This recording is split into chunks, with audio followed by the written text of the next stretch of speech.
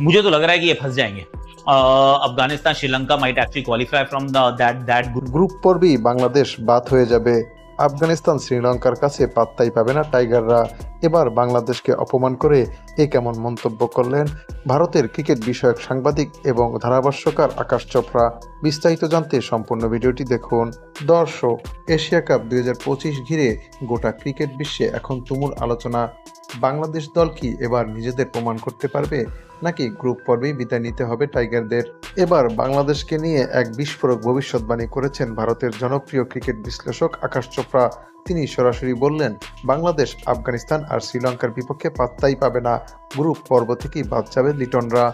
আকাশ চোপড়া তার এক ভিডিও বার্তায় বাংলাদেশকে নিয়ে বলেন, বাংলাদেশ দলে আছে মোস্তাফিজুর রহমানের কাটার, তাসকিন আহমেদের গতির ঝড়, তাছাড়া ব্যাটিংয়ে লিটন কুমার দাস, সাথে আছে পারভেজ ইমন, তানজিদ তামিম এবং জাকের আলীর ক্যামিও। সবই ঠিক আছে, কিন্তু সমস্যা একটাই, ধারাবাহিকতা। বড় মঞ্চে বাংলাদেশের ব্যাটিং একবার ক্লিক করলেও বোলিং বা ফিল্ডিং অনেক সময় ভেঙে পড়ে। এটাই আকাশ চোপড়ার মতে বাংলাদেশের সবচেয়ে বড় দুর্বলতার জায়গা।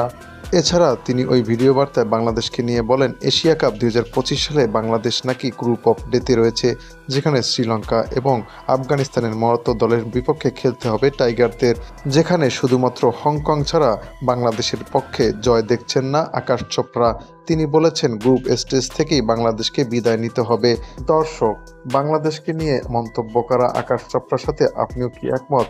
তাহলে জানাতে পারেন আমাদের এই চ্যানেলের কমেন্ট সেকশনের মাধ্যমে।